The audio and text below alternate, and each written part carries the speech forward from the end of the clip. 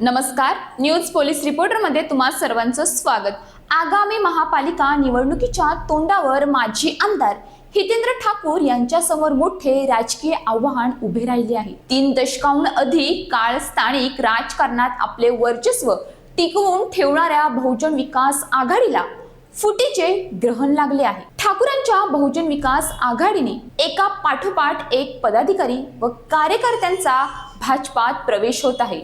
बुधवारी बहुजन विकास आघाडीचे 4 माजी नगरसेवक यांच्यासह शेकडो कार्यकर्त्यांनी प्रदेशाध्यक्ष रवींद्र चव्हाण यांच्या हस्ते भाजपात प्रवेश केला आहे। या घडलेल्या राजकीय घडामोडीमुळे पुन्हा एकदा भाजपाने ठाकूरांना मोठा धक्का दिला आहे।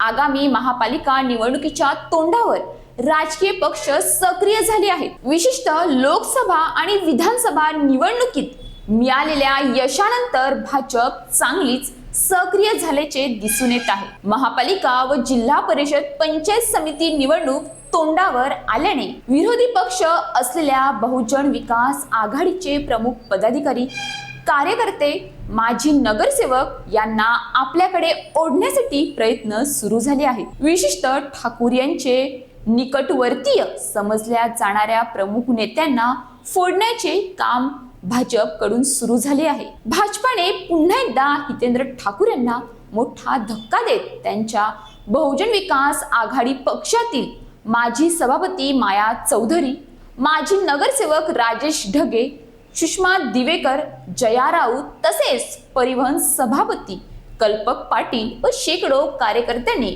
बुधवारी मुंबई येथील भाजप कार्यालयात भाजपचे प्रदेशाध्यक्ष रवींद्र चव्हाण यांच्या हस्ते पक्षप्रवेश केला आहे। यावेळी नालासोपारा आमदार राजन नाईक, भाजप जिल्हा अध्यक्ष प्रज्ञा पाटील, महेंद्र पाटील उपस्थित होते। निवडणुकीच्या तोंडावर बहुजन विकास आघाडीचे प्रमुख कार्यकर्ते व पदाधिकारी हे भाजपात सामील होत असल्याने हितेंद्र ठाकूरांसाठीचा हा मोठा धक्का असल्याचे बोलले जात आहे। निवडणुका सुरू होताच काही राजकीय नेते जनतेच्या हितासाठी नव्हे तर स्वतःच्या फायद्यासाठी पक्ष बदलू लागतात। ते लोक जिथे सत्ता जास्त मिळेल तिथे जाण्यास तयार असतात, पण जनतेचा विकास त्यांना फारसा महत्त्वाचा वाटत नाही।